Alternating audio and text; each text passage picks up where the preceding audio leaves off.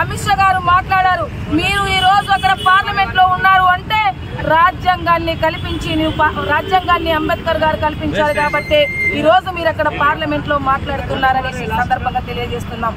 ప్రతి ఒక్కరు ఆనాడు మరి బడుగు బలహీన వర్గాలు కుమ్మరోడు గుండెనే చేయాలి, చాకరోడు బట్టలే పెట్టాలి, కమ్మరి పని చేయాలి, మంగళోడు గుండు గీయాలి, ఇలాంటి పనులే ఉండి మరి చదువుకు దూరమై అంతరాని వాళ్ళగా జీవించేటువంటి కాలంలో అంబేద్కర్ గారు బయటకు వచ్చి అందరికీ చదువుకునే హక్కు ఇచ్చాడు, అందరికీ మాట్లాడే హక్కు ఇచ్చాడు, అందరికీ రాజకీయ హక్కు ఇచ్చాడు, అందరికీ ఉద్యోగ హక్కు ఇచ్చాడు. కాబట్టి ఈ రోజు మేమందరం బయటకు వచ్చాం.